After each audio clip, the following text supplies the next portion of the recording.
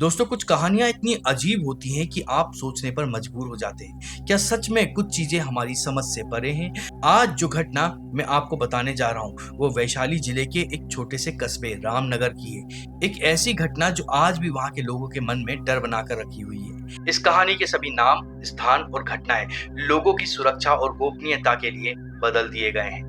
बात 15 मई 2024 की है। सुबह के 6 बज रहे होंगे जब रामनगर के सेंट जोसेफ स्कूल के बस स्टैंड पर अजीब सी हलचल थी। बच्चों का शोर था, पेरेंट्स आपस में चर्चा कर रहे थे और टीचर बिजी थे। 12 साल का रजत भी उसी भीड़ में था। छठी क्लास का ये लड़का अपने दोस्तों के साथ में स्कूल ट्रिप के लिए गया था। बोध गया मंदिर का एजुकेशन टूर था। रजत के पिता संदीप जी सुबह 5 बजे से ही बेटे के बैग पैक करने में लगे हुए थे। माँ सुनीता जी खाने के डब्बे बना रही थी, लेकिन रजत उस समय कुछ अलग लग रहा था। वो आमतौर पर बहुत शरारती और बातूनी था, लेकिन उस दिन वो चुपचाप बैठा था। उसकी माँ ने पूछा तो उसने बस इतना कहा, मुझे लग रहा है जैसे कोई मुझे देख रहा है मम्मी। बस में बैठने के बाद रजत अपनी विंडो सीट पर था। उसके दोस्त आर्यन और विकास उसके पास ही बैठे थे। टीचर प्रिया मैम ने अटेंडेंट ली। सभी 35 बच्चे क्लास के मौजूद थे। सब बस में चढ़ गए थे। यहाँ से कहानी और अजीब हो जाती है। गया पहुंचने में तकरीबन 4 घंटे लगने थे। जब बस रुकी तो सभी बच्चे उतरने लगे, लेकिन रजत अपनी सीट पर बैठा रहा। आर्यन ने उसे हिलाया, अरे रजत उठ यार, पहुंच गए। लेकिन रजत की आंखें बंद थीं और वह गहरी नींद में लग रहा था। प्रिया मैम आई और रजत को जगाने की कोशिश की, लेकिन जब उन्होंने रजत का कंधा छुआ तो एक अजीब सी ठंडक महसूस हुई। रजत धीरे से उठा, लेकिन उसकी आंखों में कोई चमक नहीं थी। वो बिल्कुल खामोश था। मंदिर परिसर में भी घूमते समय रजत अकेला रहता था। बाकी बच्चे तस्वीरें खिंचवा रहे थे, गाइड से बातें सुन रहे थे, लेकिन रजत हमेशा मंदिर के पुराने हिस्से की तरफ देख रहा था, जहाँ कोई भी नहीं था। दोपहर का खाना खाते समय रजत ने अपना डब्बा भी नहीं खोला। जब विकास ने पूछा तो रजत ने सिर्फ इतना कहा, मुझे भूख नहीं है और वो मुझे बुला रही है। कौन बुला रही है? प्रिया मैम ने पूछा। रजत ने मंदिर के पुराने हिस्से की तरफ इशारा किया और कहा, वो काले कपड़े वाला, वो मुझे पहले से जानता है। शाम के 4 बजे का वापसी का समय था। सभी बच्चे बस में चढ़ गए। अटेंडेंस भी लगी। 35 के 35 बच्चे थे। रजत भी अपनी सीट पर बैठ गया था। बस चल पड़ी।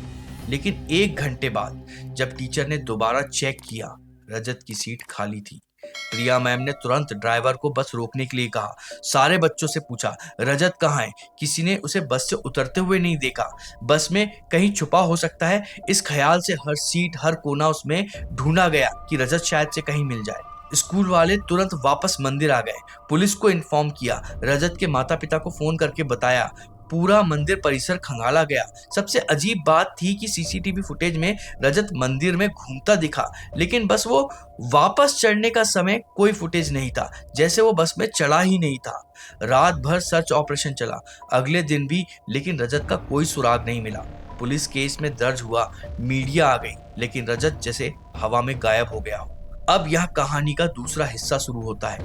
3 दिन बाद जब स्कूल फिर से खुला तो छठी क्लास के बच्चे परेशान थे। रजत की खाली सीट देखकर सबका मूड उदास था। लेकिन दोपहर की छुट्टी के समय कुछ अजीब हुआ।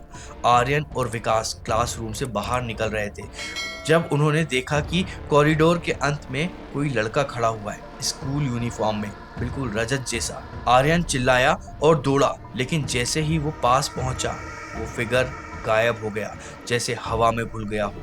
अगले दिन फिर एक बार 3 बच्चों ने देखा स्कूल की छत पर रजत जैसे कोई खड़ा हो, लेकिन जब टीचर्स गए तो वहां पर कोई नहीं था। ये घटनाएं रोज होने लगी, कभी लाइब्रेरी में, कभी प्लेग्राउंड में, कभी स्कूल के गेट पर। बच्चे कहते थे कि उन्होंने रजत को देखा है, लेकिन जब पास जाते थे तो वो गायब हो जाता था। सबसे डरावनी घटना उसके 10 दिन बाद हुई।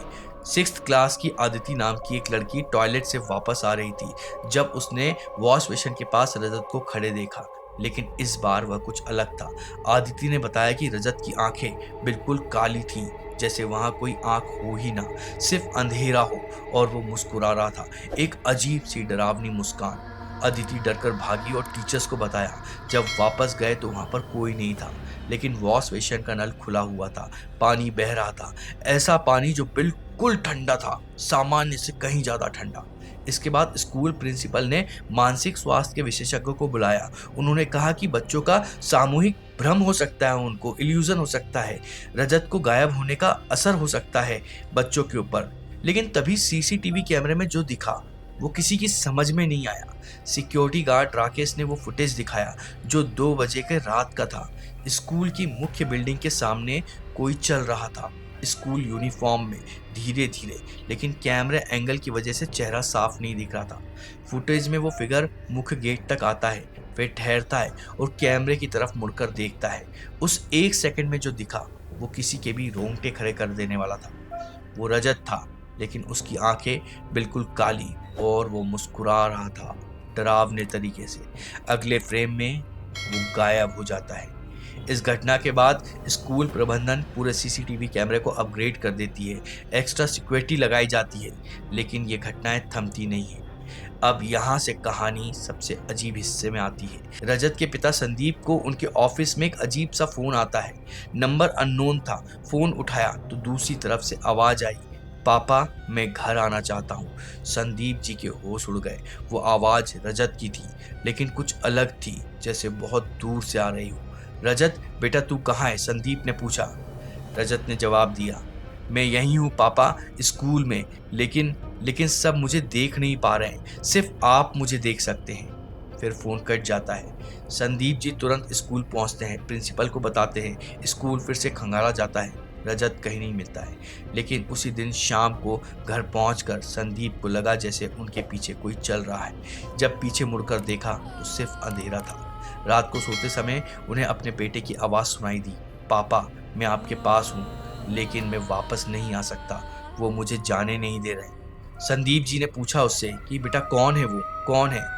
जवाब कभी नहीं आया। उसके बाद कभी उसकी आवाज़ नहीं आई। रजत के केस के बाद में पता चला कि पिछले 10 सालों में इसी इलाके में 3 और बच्चे गायब हुए थे, स्कूल ट्रिप के दौरान ही। सभी का कोई पता नहीं चला। और सबसे अजीब बात, इन सभी बच्चों के परिवार वालों को भी ऐसे ही अजीब फोन आते थे, ऐसे ही घर में किसी की मौजूदगी महसूस होती थी।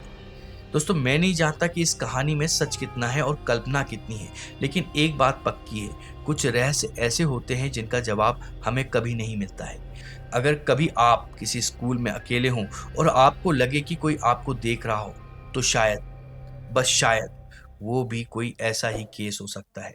क्योंकि गुम हुए बच्चे कभी वापस नहीं आते, लेकिन वो कभी पूरी तरह से जाते भी नहीं हैं।